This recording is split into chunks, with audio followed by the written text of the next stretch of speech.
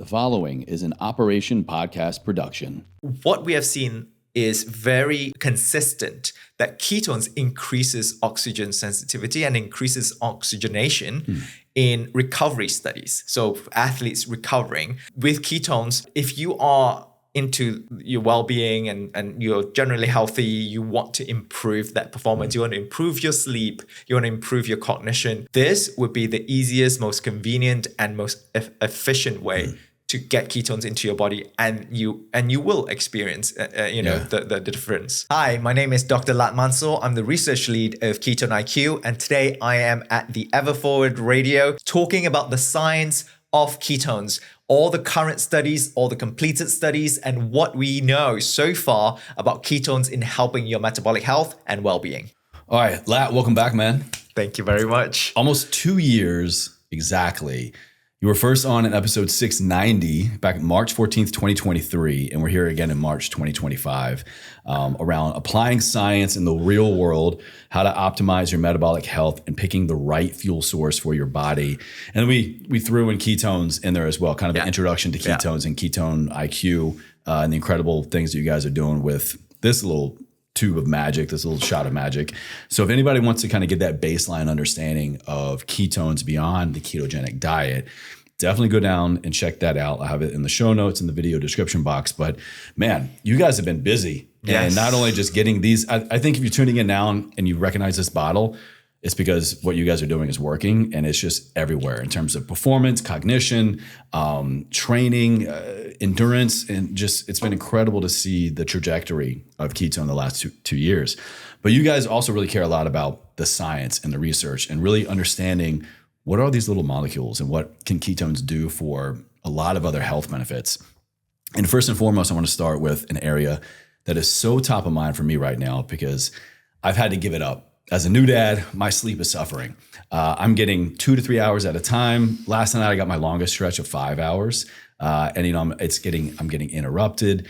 I'm taking care of a newborn, and so sleep has been something for years I prioritized. So I really, really feel it, and so I'm really curious to understand more about what you guys are understanding around ketones, sleep health, and even sleep apnea, and how ketones affect sleep. So let's get started, man. Let's get started. That's a loaded question, but first of all, thank you for having me back. Of course. It has been 2 years, and yes, we have been busy. And it's funny hearing from an outsider who's not with the company on how you see the trajectory of our company, because we have been pushing in a lot of things, and all the ads we're looking at, partnering with Olympians, partnering with world record holders, partnering with people who are breaking world records. And then we see like competitor brands is like, oh, we are better than Ketone IQ and we are better than Ketone IQ. Like they are not even really putting the energy in the right direction, in my opinion. So as for my job in the company as the research lead, is really directing that energy and that effort as well as resources to push forward the science, because I truly believe that ketones is a molecule that can help us in addressing a lot of these chronic metabolic issues that we've been facing. Is it the cure? It may not necessarily be the cure, but it can certainly help. And that's what I'm here today to do, to really elucidate on what are the current sciences, what has been proven, and what is going on in the scientific community that is using Ketone IQ to, investigate further in different therapeutic areas. Having said that, to your question about sleep, what can ketones do to help with sleep? A lot of people, they think of ketones, they think of energy. And hence, they are very afraid of taking it close to bedtime because they associate energy with caffeine. We have to differentiate between caffeine and ketones. Caffeine is a stimulant. It stops your body from feeling fatigued. It blocks it. So in a way, it does stop you, or it does disrupt your sleep cycle. It disrupts your sleep patterns. However, ketones, they are not stimulants. Ketone is a fuel molecule that your body directly uses to produce ATP, which is an energy form in your cells. So providing your cells with energy is the same as providing your cells with the energy coming from fats or glucose or proteins. So it does not directly disrupt sleep. In fact, in some studies, a study that had been published by Johns Hopkins University is looking at the effect of ketogenic diet improving sleep outcomes, improving sleep apnea in particular. When I was looking actually to kind of reference this exact study you're talking about, I was looking at how ketones affect sleep, looking at sleep quality and how ketogenic diets improve overall sleep quality and make it easier to fall asleep and stay asleep. Who doesn't want that? It even helps improve sleep stages. The ketogenic diets increase REM sleep, rapid eye movement, and slow wave activity during non-REM sleep, and even sleep after exercise. And I thought this was really unique because a lot of people, look, you got to exercise when you can, and sometimes that is only at the end of the day, but then you're ramped up and energized and you struggle with sleep. But they're actually finding that ketone bodies may counteract the decline in REM sleep after strenuous exercise. So it's exactly to your point. It's not energizing you and getting you away from being able to go to sleep. It's a totally different concept going on biologically. Yeah, it may provide the energy that you need, but we need energy at all times anyway, because we metabolize at every single second, every single moment of our lives, even when we're asleep. So we need energy even when we're asleep, opposed to what people think that, if we're sleeping, we don't need energy. No, we do need energy. Your brain is not technically sleeping, it's consolidating everything, all the memories, all the experience throughout the day, and really, same thing with your muscles. It's recovering. It needs energy to build back those muscles and those fibers and all of that. So in a way, it provides the energy that the body needs, but it also has a signaling property to the brain's GABA pathway, which is anxiolytic.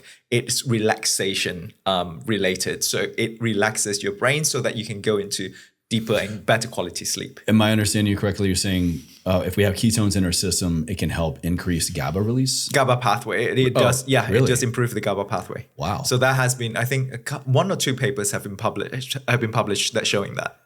That's incredible. I didn't know that. Yeah, so ketones has been shown to be anxiolytic, so relaxing for a lot of people. That's why a lot of people also use it for focus, but in a way of countering anxiety and ADHD. Okay. So recently, 2 months ago, I published a review paper looking at the potential of using ketones in ADHD and autism. And that's one way of using ketones as well. Some people who have ADHD, they use ketones and then they're like, oh my God, I can actually sit down and focus and study for 2-3 hours, which I've never had the capacity to do that before. And is it too much of a stretch to go a correlation there? Because we know that the ketogenic diet was, popularized and even, studied for its benefits and, I'm saying kind of really curing epilepsy. So is that a stretch to kind of link it to that? Yeah. I think it's if you think about certain psychological disorders, psychiatric disorders, they are overexcitation of the brain, like anxiety, ADHD, all that is almost always overexcitation of the brain, right? Just oversimplifying it. And ketones having the effect of relaxing those sort of circuit pathways in a way is also solving that problem. So I think ketogenic diet is doing something to epilepsy in that sense, and then ketones are doing something, in general to different symptoms. Okay, so if someone's listening to this, they're going, okay, well, does that mean I have to start on the ketogenic diet? I have to get into ketosis in order to get these sleep benefits. Is that true? Or can we look at things like, your work around exogenous ketones? And if so, what's the amount? What's the timing? What is really the science showing for best practices here for ketones and sleep health? That's a great question. I think the way I like to tell people is that as long as you have ketones in your body, as long as you have the molecule in your body, you should experience those benefits, right? I don't care how you get those ketones. You could either produce your own ketones via endogenous ketones, which is, go through intermittent fasting or ketogenic diet. And some people find that more reliable. Some people find that more much easier to follow. That's fine. Some people can't do the keto diet for whatever reason, and they opt for exogenous ketones, which are external sources like Ketone IQ. Exogenous ketones are a more reliable way to produce that same level of ketones every time you take it, because it's the same dose, right? So it's a replicable dose that people can take in order to time when they need it. Oh, Let's say we have a podcast right now, Yeah. and I took it right before this, Which and I know we did. Yeah, exactly. So which we know we will be functioning at high performance in the next hour. Yeah. All right. So same thing with people working out. If you are going through, a keto diet already and you want to use the exogenous ketones to sort of augment it, you can do that as well. So it really depends on what suits your lifestyle most. If you find the diet to be easier to follow, do the diet. If you find the diet not enough to get your ketone levels, now let's talk about blood ketone levels. We are proposing around 1 to 2.5 millimolar blood ketone levels, and that you can check that by using a ketone meter you can get from Amazon, either Abbott or like Keto Mojo, whichever. But blood ketone levels between 1 to 2.5 millimolar to have a therapeutic effects, to have some form of performance enhancement effect. Therapeutic effect meaning like there are just adequate levels in our blood to get these benefits we're talking about. Yeah, exactly. But then of course there could be some deviation, person dependent. And ketogenic diet has an even bigger deviation between people, because some people, they have to do like diet for like a week, 2 weeks before you even go into ketosis. Yeah. And if certain people may be very sensitive to carbs, so like even a little bit of carbs kick them out of ketosis. That's when people would opt for exogenous ketones, because regardless of your diet, you can still get your ketone levels up and in a more reliable manner. I think it's a very convenient supplement that can replicate all the benefits that you will get from a ketogenic diet. Except, I would say, from the point of view of science, there are certain therapeutic areas that you might have to do an overhaul of the diet into a ketogenic diet.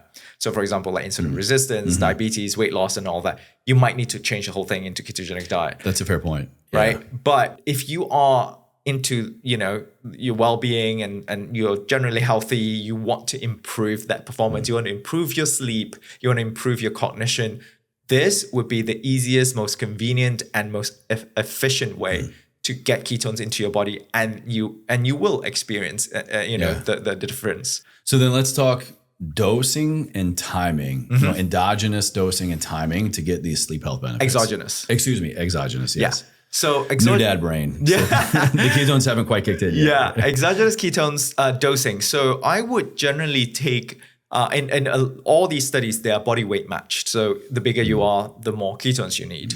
So the general dosing that we use for studies would be 0.3 grams per kilogram of body weight. Okay. So that roughly translates to maybe like 2 shots of this for 2 to 3 shots for an average person.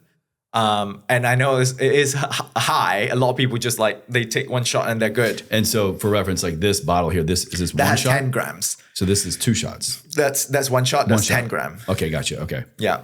So 2 shots. So two bottles of that would be 20 grams.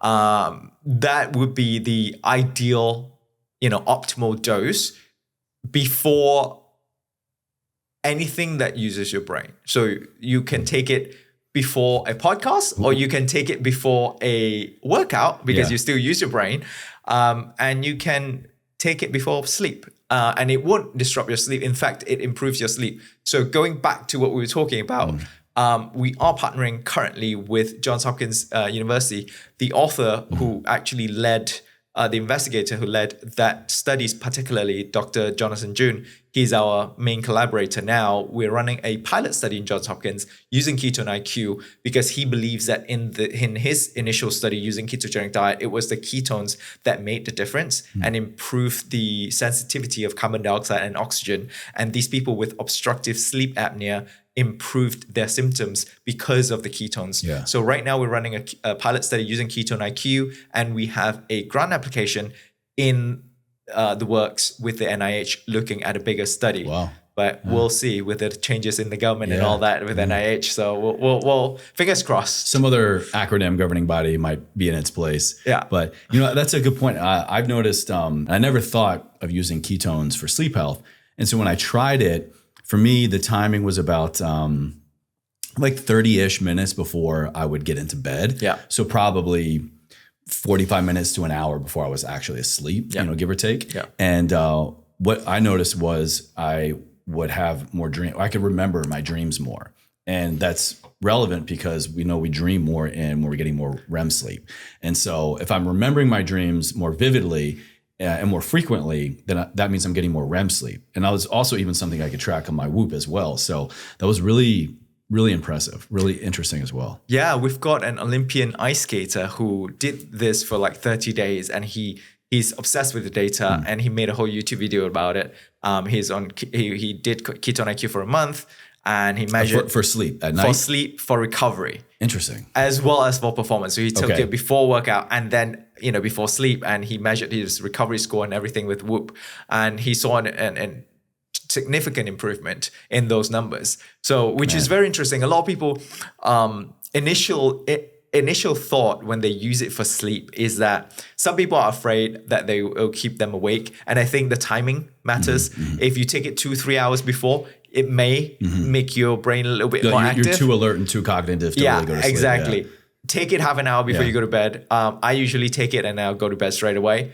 And I think that is the ideal timing because you want to be like, in bed, like asleep when the ketones are working. Yeah. And a lot of people, they told me the first time they took it, they're like, I've never had such vivid dreams ever. Yeah, really impressive. And sometimes when I read through papers or sometimes when I'm during those busy periods where we're applying for grants and I'm really reading all these studies, when you bring whatever memory you have throughout the day into your sleep and into your dreams, and after waking up, you sort of like dream about the same thing. And it almost like reinforces the memory about those studies. You're having like a wake time, sleep time, inception moment. Exactly. You're kind of like, what's real? What was the sleep? Yeah. So that was quite interesting. So I can't wait to see this results because it is really in line with what we understand about ketones having the benefit in helping people adapting to hypoxia, which is low oxygen. So sleep apnea causes hypoxia because you have obstructive sleep apnea, you have people snoring, you have people who are generally not sleeping well. They usually have this form of breathing problem or like obstructive respiratory symptoms that over time contributes to higher risk of obesity, mortality, and cardiovascular disease. Yeah, when I was looking at the sleep apnea portion of you guys' studies here, the sleep apnea portion, beyond just like sleep health in general, was pretty alarming. Approximately 25% of adults in the U.S. experience sleep apnea currently. Yeah. And of course, like you said, the prevalence increases with age, obesity, and other medical conditions. And we're talking about 936 million adults globally suffer from clinical sleep apnea. And then we're seeing a lot of other crossover data of like higher sleep apnea, higher BMI, and vice versa. Things like heart disease, stroke, diabetes, all kind of go hand in hand with sleep apnea. So it's not just like, oh, I'm getting a poor night's sleep, or I might need to get a sleep test or a CPAP machine. It's like a very slippery slope into chronic illness and disease and a lot of other comorbidities, which I'm hearing kind of like nip it in the bud with more ketones. Yeah. I mean, that's what the study is out to show, right? And we are trying to figure it out in healthy individuals and in obese individuals as well. So, as you know, certain disease population will sort of react differently as well. Sure. So that comes down to like, you have to try it for yourself and measure it, right? Measure using your Oura Ring, measure using your Whoop, Fitbit, whatever, Garmin. And you track your own data because that would be the best data that is relevant to you as to what dose, what timing, what use cases you need in order to optimize the use of Ketone IQ. What do you think is unique about clinical sleep apnea and its symptoms being alleviated by exogenous ketones? What is unique about sleep apnea and ketones compared to just ketones and general sleep health? Is it just we're seeing more of kind of like a difference because there is such a stark difference in like you're that far on the other end of the spectrum of bad sleep? So like any help is going to be noticeable. What is unique about sleep apnea and ketones, you think? That's a really interesting question. I think this is when we differentiate, right? Just normal sleep health, we're looking at anxiolytic effect, the relaxation effect of ketones and really, giving the energy to your brain, but yet not stimulating it. That's more around sleep health. Sleep apnea, on the other hand, we're talking about sensitivity to carbon dioxide and oxygen and improving the oxygenation within your body, including to your brain, to your heart, to your muscles, and all of that. And what we have seen is very consistent that ketones increases oxygen sensitivity and increases oxygenation in recovery studies. So athletes recovering with ketones. So what we have done in Belgium, in KU Leuven, which is a university in Leuven, we did a occlusion and we reoxygenate the thigh muscles. So then we measure the reoxygenation rate, and with ketones, the reoxygenation rate increases. And also in altitude, with ketones, people actually adapted to altitude much better. Really? What it does help with mountain sickness. And then if you translate that to heart disease, we are looking at what happens in heart disease. You have the lack of blood, you have the lack of oxygen as well, right? So then if you give ketones, would that improve it? So it did improve it. It just one dose of ketone IQ. This was published in December, so very recently, like Christmas Eve. And in Aarhus University in Denmark, we are collaborating with. So one dose of ketone IQ in heart failure patients improved their cardiac output, their ejection fraction, and a lot of these really significant and impactful biometrics that helps with clinical outcomes. And the reason being, I think ketone IQ also contributes to the vasodilation. So it increases the blood vessels, the size of the blood vessels. So it dilates the blood vessels, vasodilation. So it increases blood flow, increases oxygen being delivered. So if you think about that from a mechanistic point of view and apply it to all these different places, sleep apnea, hypoxic adaptation at high altitude, recovery, and heart disease, the mode of transport for oxygen in these cases are all the blood vessels. If you can increase the output of the blood vessels, you can increase the output or the transport of oxygen into these different parts of your body, the muscles, the heart, the brain, right? So even when you're asleep, those oxygen, especially in sleep apnea, you have decreased oxygen in the body. There it is. So it goes back to the improvement of oxygen transportation. And in fact, this KU Leuven study, on top of measuring, this study just concluded. We haven't seen the final analysis yet, but we are planning to submit a manuscript by the end of this month. So we should have a paper. March 2025 here as we're live. Yeah, okay. Exactly. So we are looking at a publication maybe April or May 2025. On top of measuring the occlusion and reoxygenation, they also measured angiogenesis, so formation of new blood vessels. Yeah, okay. And they have seen some improved angiogenic. So it's not only just helping the blood oxygen exchange there of existing arteries and vessels, but we're actually seeing creation of new ones? Yeah. Wow. Especially with regards to recovery after exercise. Just by adding increasing ketones. Exogenous ketones. Correct. Wow. So this kind of gets into a couple of the areas that I wanted to highlight of exogenous ketones for anaerobic exercise benefit as well as heart failure. What you're kind of describing there really blew my mind. I think maybe it's just me, but when I think ketones, I immediately go to, it's the thing that crosses the blood-brain barrier. And if, again, taking them exogenously, I take them, crosses the blood-brain barrier. And so I get like the brain boosting, brain health benefits of that cognitive flow state. But I'm hearing you talk about exogenous ketones being incorporated into a lot of other systems in the body. Yep. So is it much more than just the blood-brain barrier benefit? Are we actually seeing this crossover into multiple systems of the body to give us things like anaerobic benefit? Great question. So let's say rewind this 2 years ago when you interviewed me, when we talked about metabolic health and ketones 101.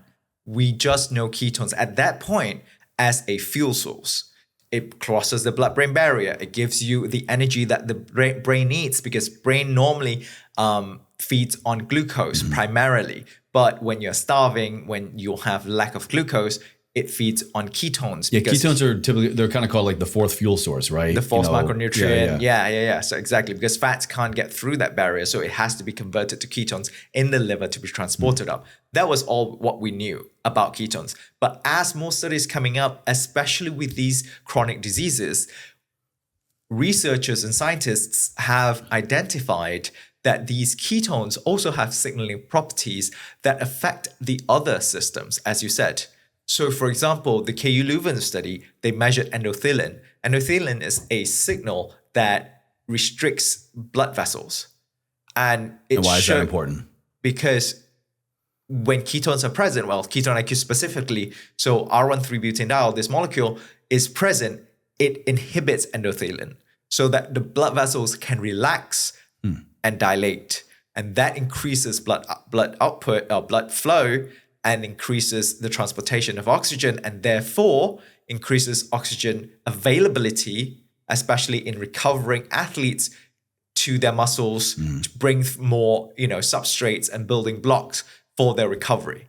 So this then can also be applied to disease areas where a failing heart needs more blood because the heart is failing, so not enough blood is being pumped around the body, or within the heart itself, there is not enough blood to really energize the heart to work properly, to function optimally. I want to highlight some areas I found of importance when we're talking anaerobic exercise here.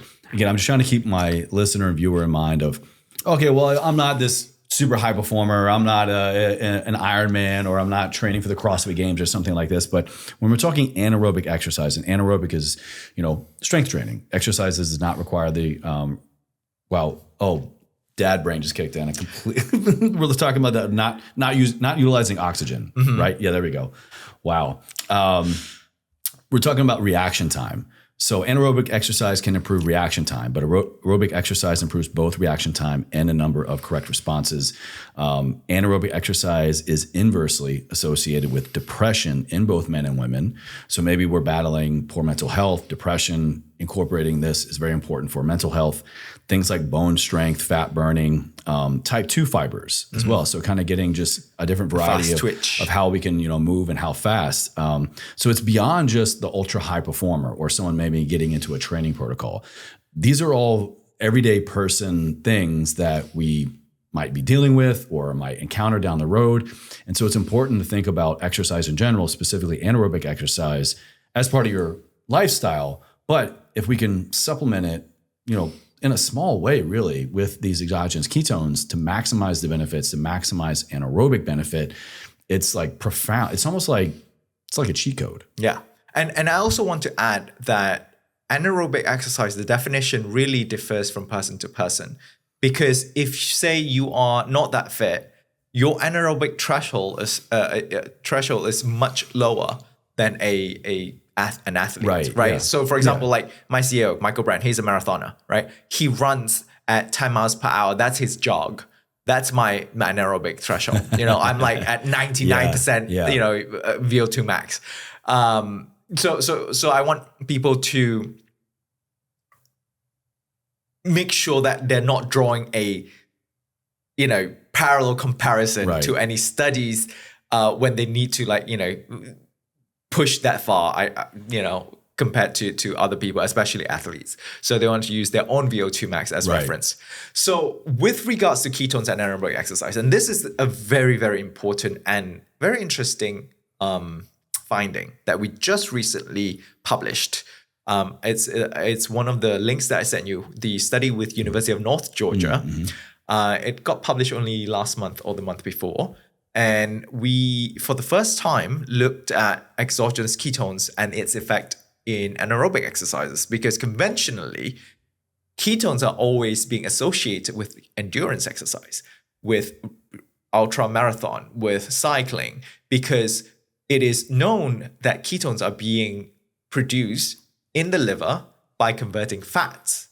And therefore, we are associating it with the fatty acid oxidation pathway instead of the glucose pathway, which is more used in the anaerobic exercises. So glucose is still king when it comes to anaerobic exercise because it can produce energy without using any oxygen for the first part of the pathway.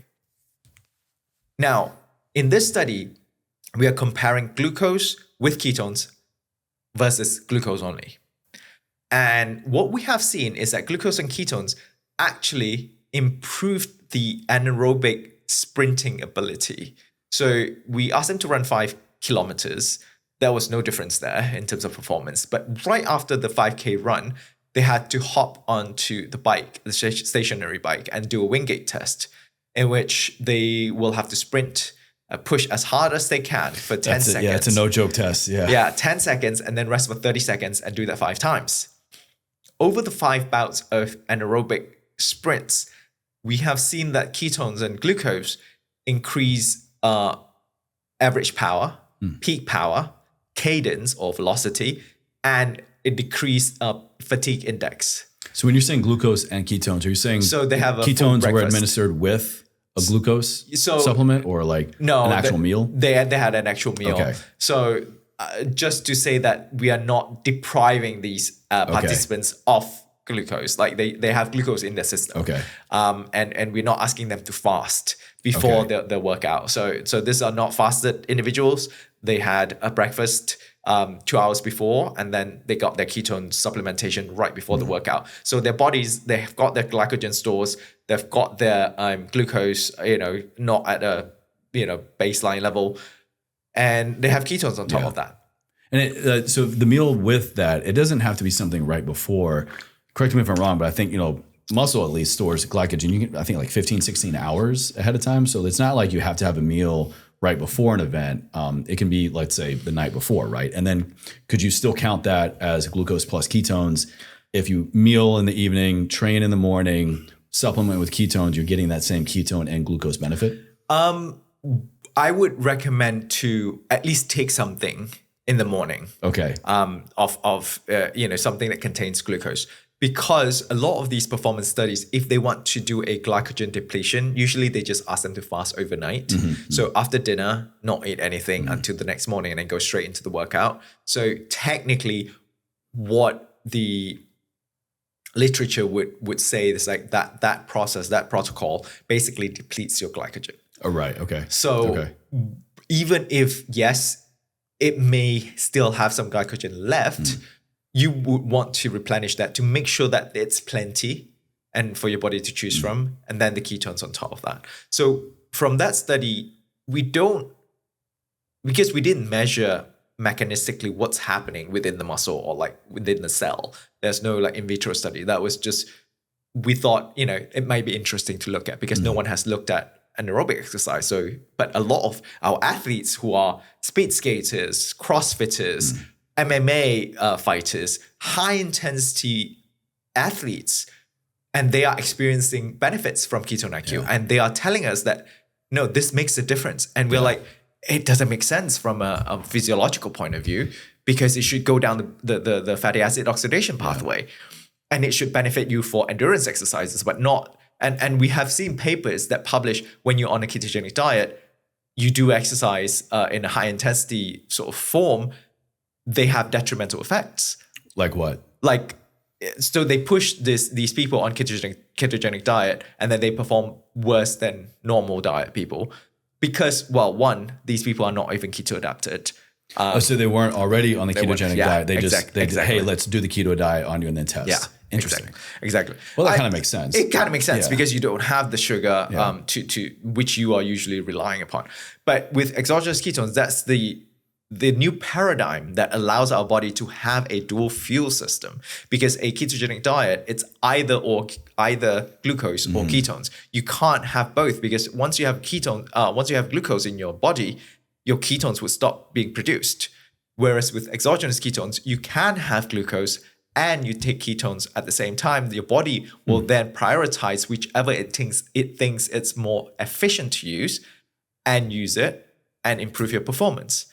So what we thought that was happening, apart from the energetics of ketones and glucose, and at that point in that study, is also the effect of ketones on the brain. It may have an analgesic effect, which is the pain numbing effect on the brain with regards to the pain that they're going through. So the training doesn't seem to be quite as ass kicking, Correct. basically, Correct. or you find yourself able to like endure a little bit more. Exactly. So the whole point of Wingate test or any sort of anaerobic test is to induce that buildup of pain and lactic acid in sort of local within those muscles.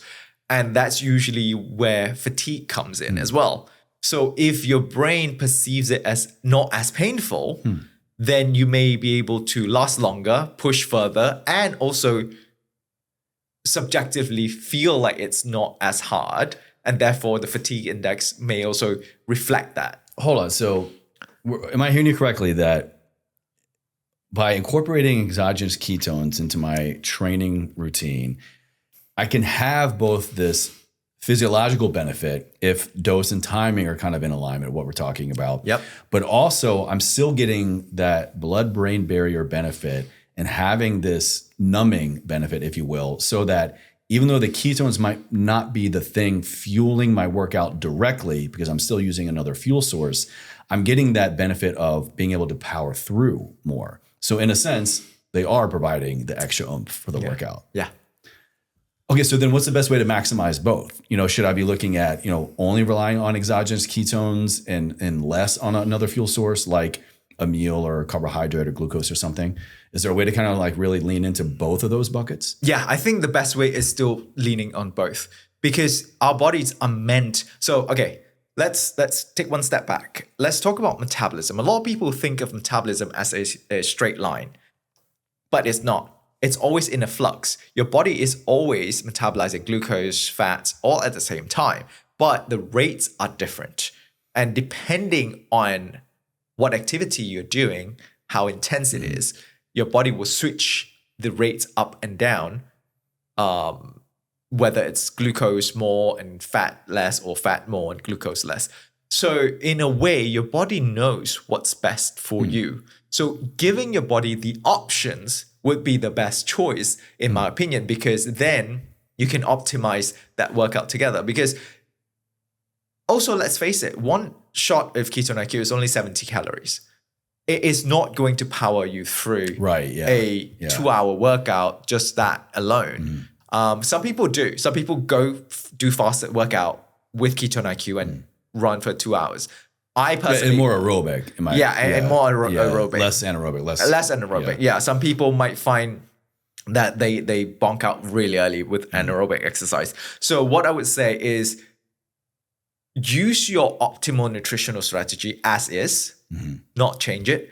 Add Ketone IQ on top of it, and then see what the difference is. Because that's how you would conduct a scientific study, right? Yeah. You would add one variable and keep the rest constant so that you can for sure tell that it is that variable that is making the difference.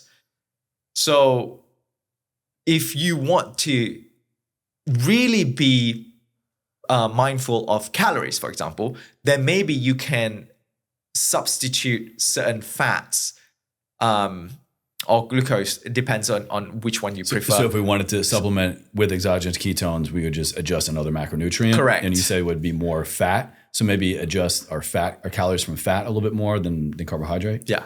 Interesting. Why fat? Because like I said, it comes down to the sort of like fatty acid oxidation pathway. Okay. That's what I would think, but it really depends on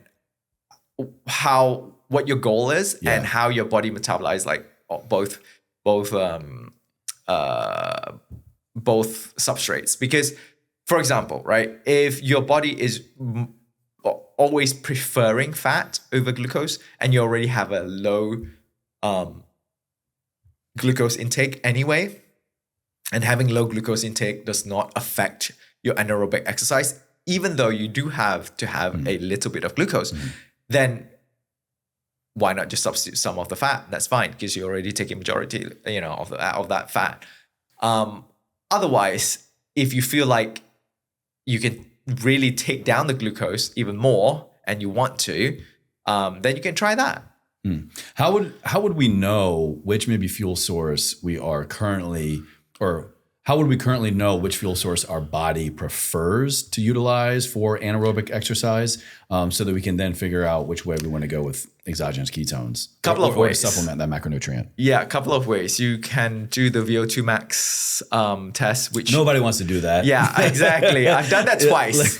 Let's say, let me rephrase that. How can like the everyday athlete, the person that, cares about getting in their training, exercise several days a week and, and feeling good during it and maybe pushing a little bit more, how can we kind of bring this awareness into that?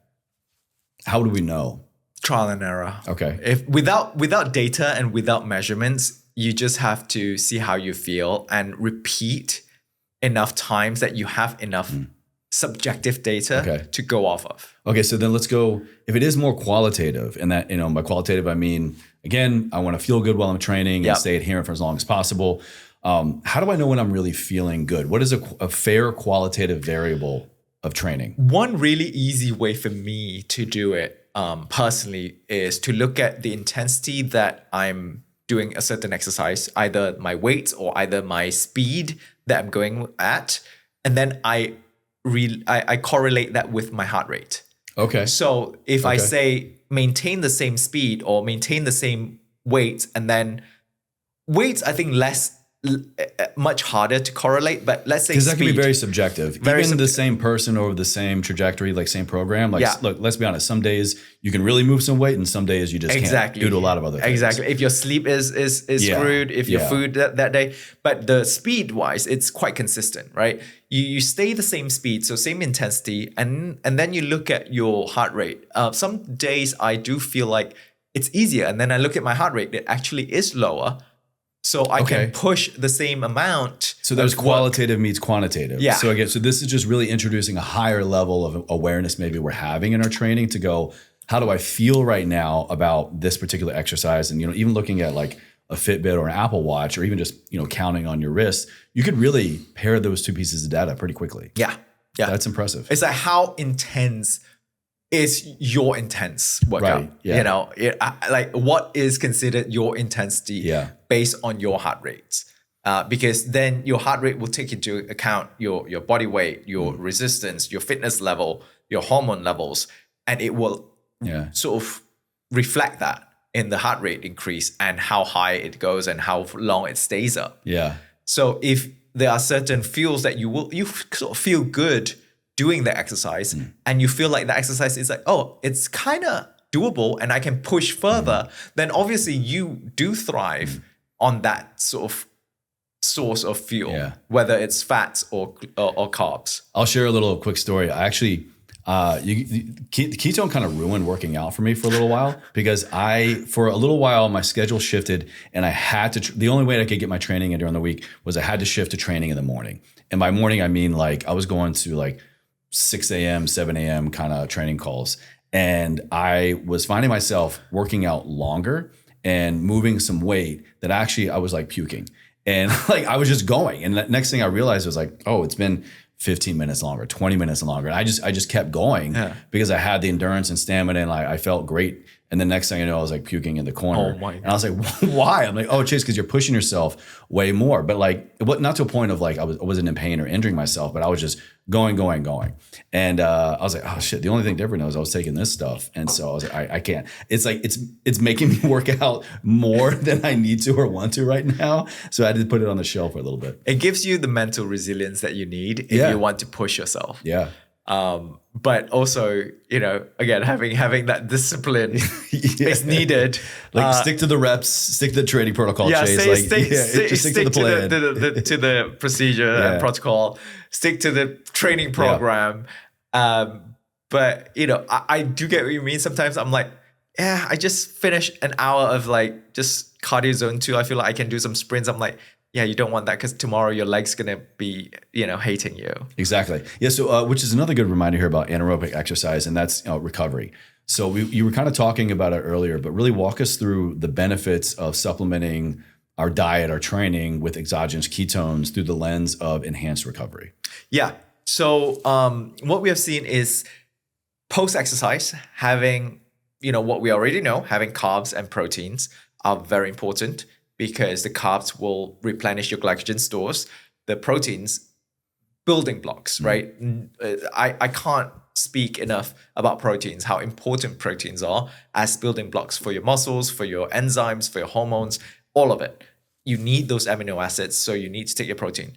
But then in studies shows that when you take ketones on top of that, increases glycogen resynthesis, it increases mTOR activation, which also increase protein synthesis. Yeah, that was an old paper. That was, I believe, 2019. Wow. So now we're getting to like a whole longevity conversation. Wow. Yeah.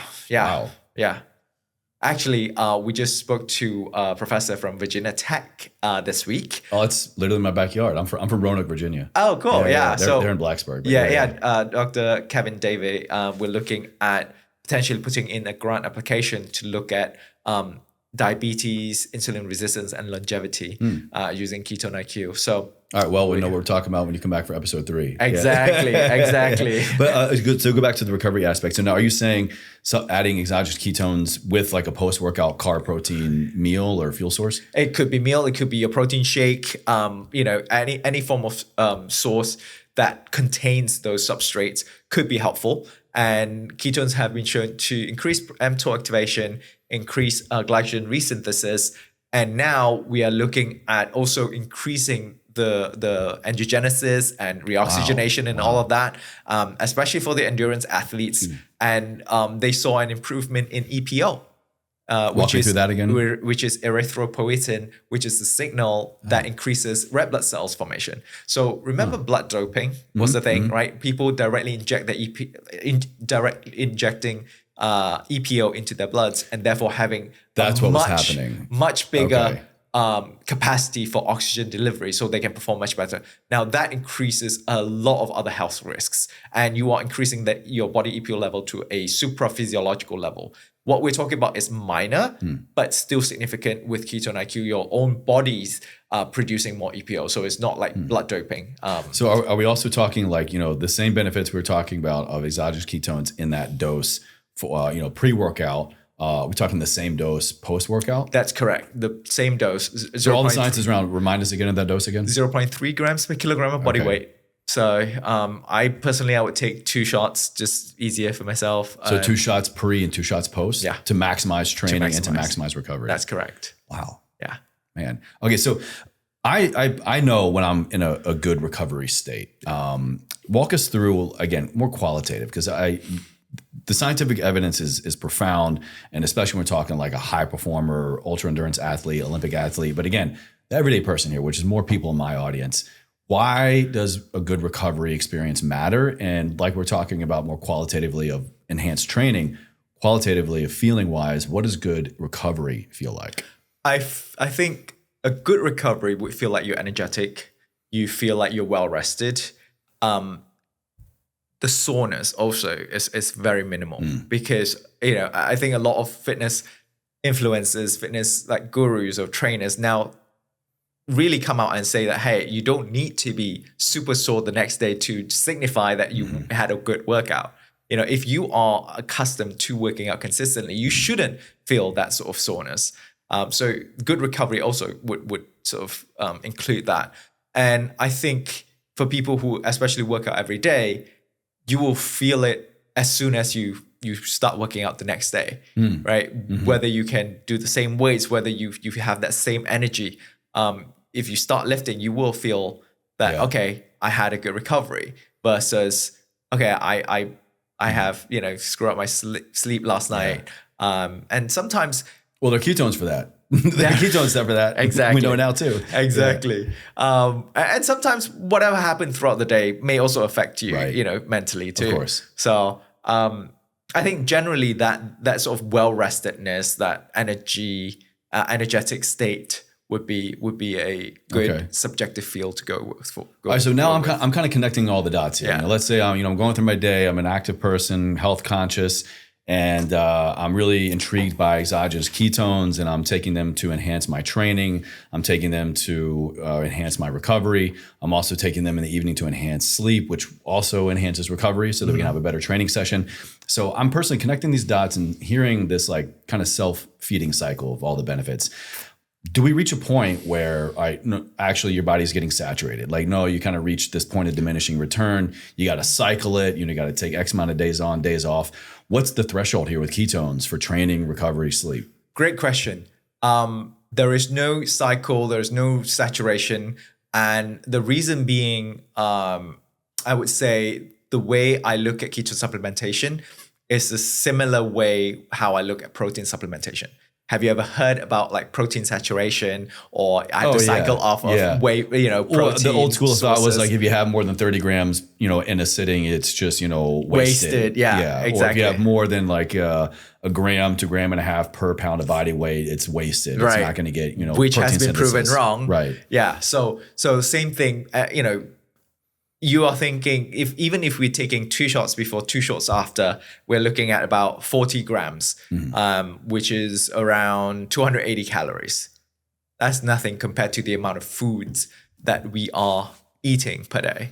Okay, sorry to interrupt, but that's just a really good point, because I think a lot of people, when we're looking at, especially if you're looking at calories, like 200 to 250 calories a day is kind of that number we're looking for increasing or decreasing if gaining weight, losing weight is on your mind. So I'm hearing we could be getting all these training, recovery, sleep benefits, but if we're adding 280 calories a day, are we going to be gaining weight on ketones? Yes, if you are on calorie surplus. Okay. So you will have to adjust accordingly. Well, wouldn't we be in a calorie surplus we'd be adding this in? So if we do nothing different, if we're adding in exogenous ketones, it will be, so it will be. So we would have better training, better recovery, better sleep, but we're going to be gaining weight?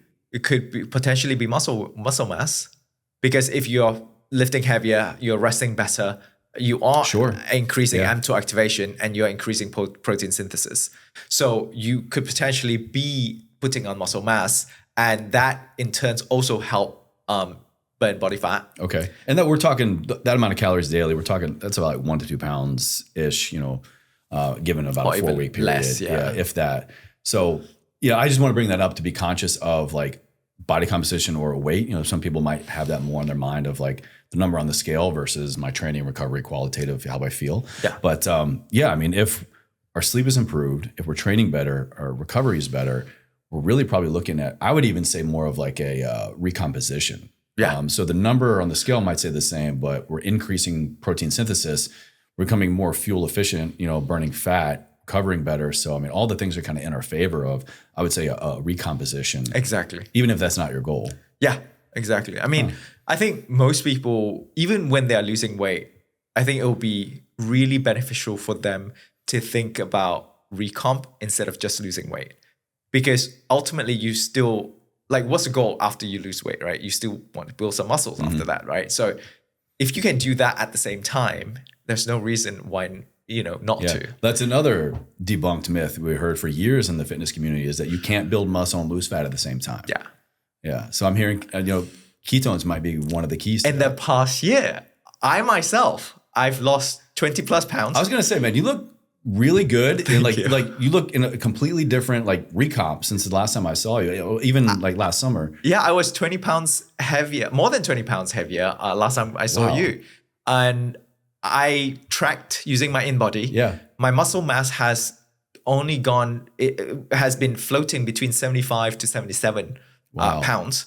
But my body fat has gone from 40 plus pounds to 20 plus pounds. Dude, that's huge. Congrats, man. That's huge. Yeah. So I managed to lose weight on calorie deficit without losing muscle. Yeah. And my weight training has either been consistent or increased, which at the moment, the increase in the loads are causing some problems with my joints, because I know that I'm not eating enough to help with the recovery. So I need to like dial back down those weights. Yeah. Until my joints recover. But other than that, like, I'm pretty happy with where I am, and my training didn't change that much. It was mainly the calorie tracking and the nutrition, and ketones really help with my recovery as well as appetite suppression. Oh yeah, so walk us through that. What role do exogenous ketones have in appetite suppression? And why should that be of interest for people if, especially like weight loss, is not top of mind for them? So what we have seen is that ketones have an effect on ghrelin, which is a hunger hormone.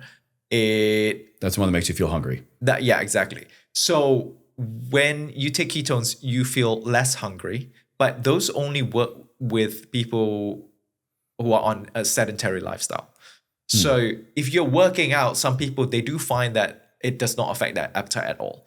So I think there's a counter effect, right? Because as you work out, you you are releasing all these other hormones that should tell your body that, oh, I need fuel because I need to refuel and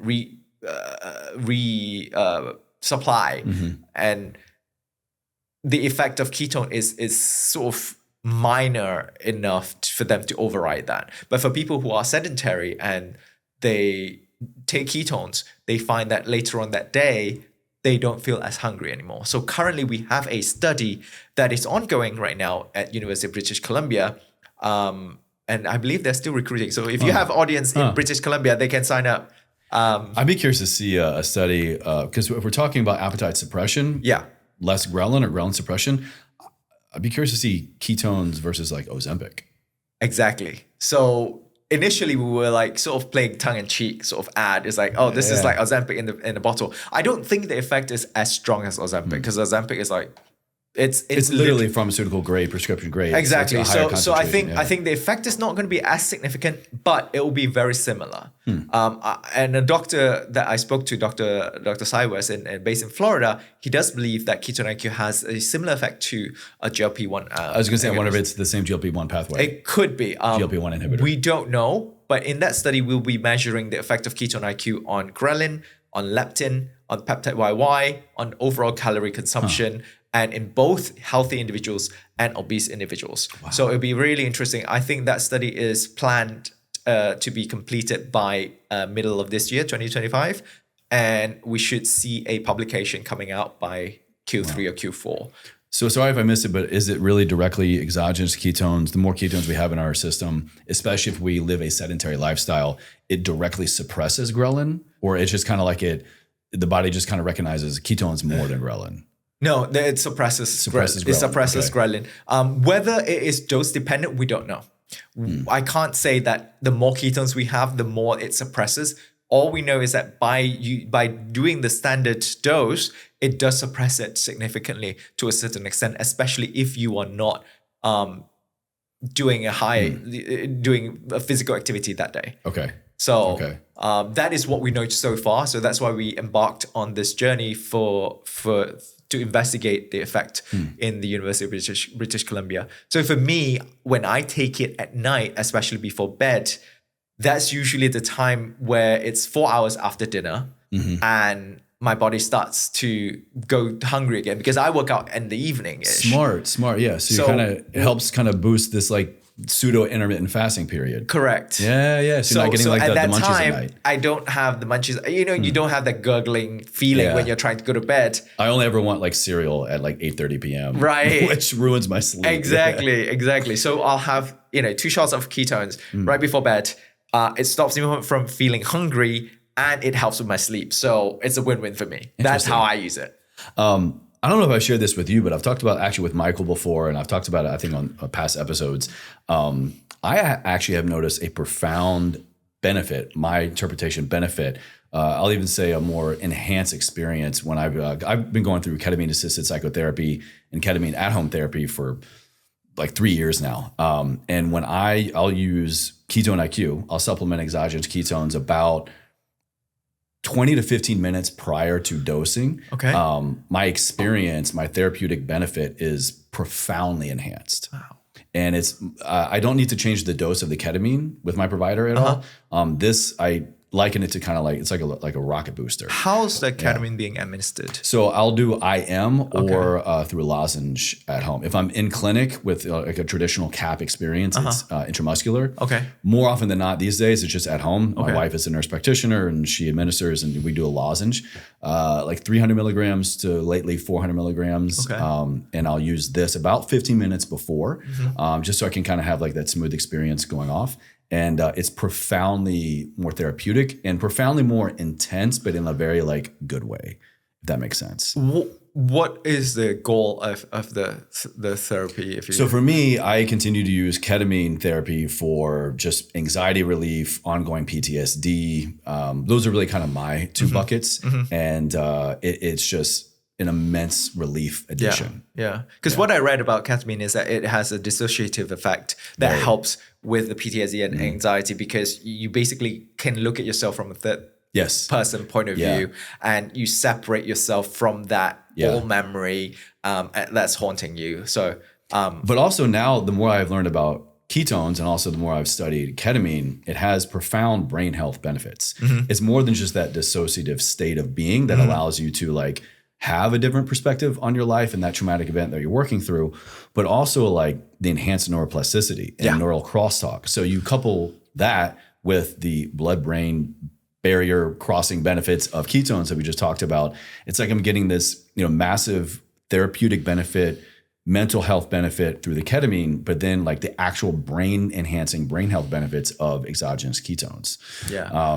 Just want to share that with you guys. So I don't know if you're doing any studies in like the ketamine space, but that's something I think might want to look into. Not at the moment, but we were talking about it, maybe like psilocybin or any sort of psychedelic. Yeah. So the theory around it, or the hypothesis around it, could be that the substance are increasing brain energy demand. So whenever people take these substances and they look at functional MRI, they can see the increase in brain activity, right? Yeah. When you have increase in brain activity, you have increase in brain energy demand. What does ketones do? Ketones are brain energy supply. So you're directly supplying the demand that you just created by taking in these molecules and these substances, therefore having the increased intensity or increased therapeutic benefits that comes with those substances. That makes total sense. That's the point of, I mentioned neural crosstalk. Neural crosstalk is basically, we see this through these functional MRI machines of, people going through ketamine and other psychedelic experience like MDMA, psilocybin, but especially ketamine. You're having hemispheres, parts of your brain talk to each other that have never spoken to each other. They're through neural firing or like not in a long time. So you're actually laying down new neural connections. So yeah, of course, like if that's happening and then this enhances that, like that's one of its main functions. Yeah.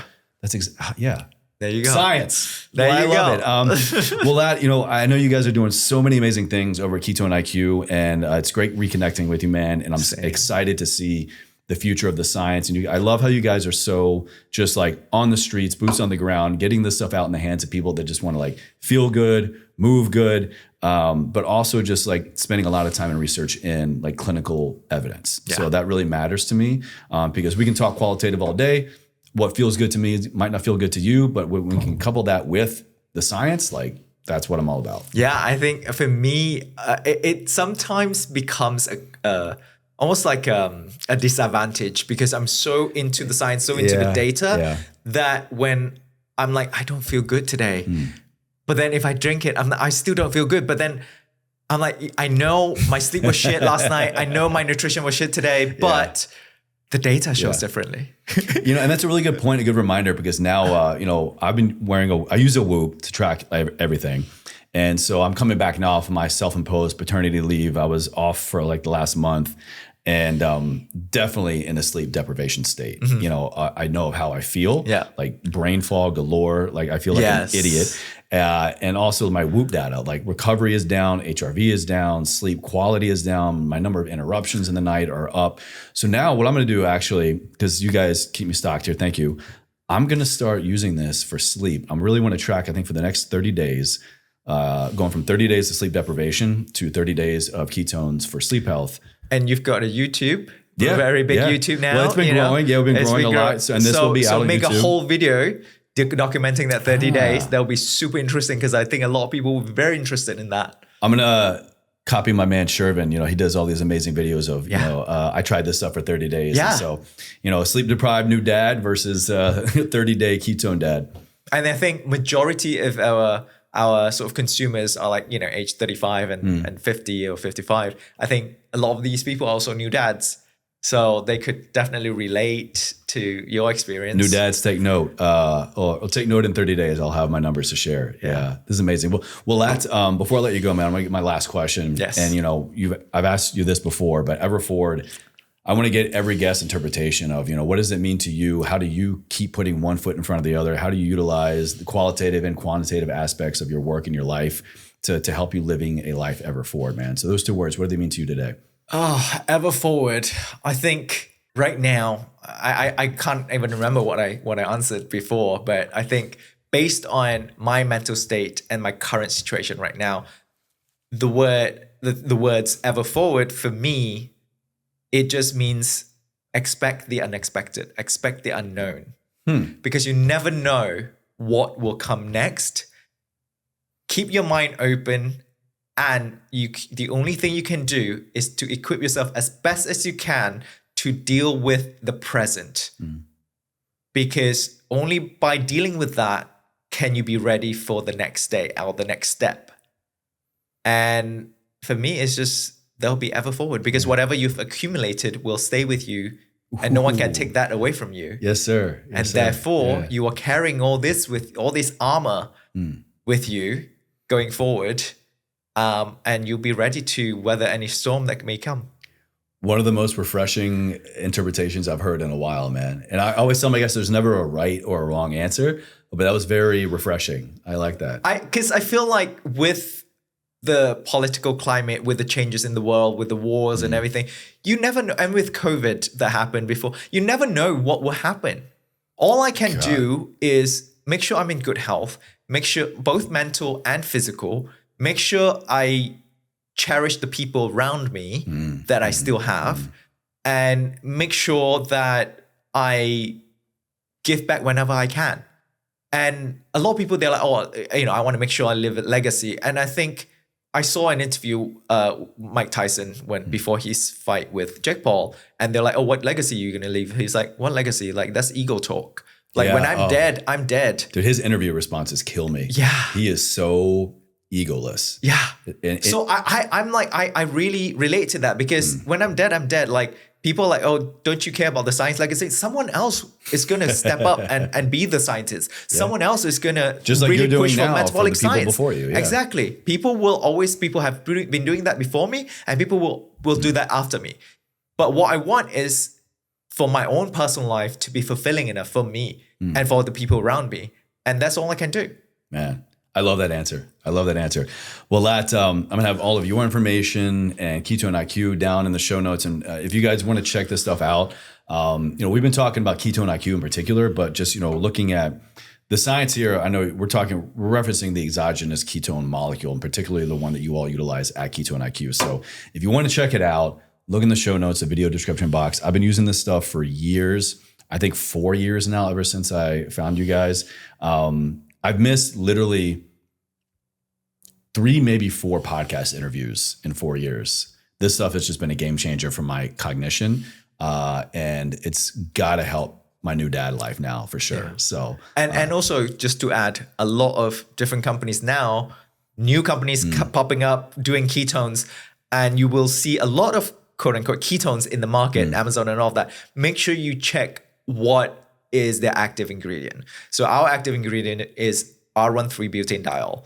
Some other companies, they just call it ketones, but all you know is, and that's the one in all the scientific literature, right? That's the most of it is ketone ester, because they have been around longer. Okay. And then those that says Ketone IQ are R1,3-butanediol. Okay. Whereas a lot of these companies, they do the cheaper version, which is the ketone salts, which is BHB bound with any salt like sodium, potassium, magnesium.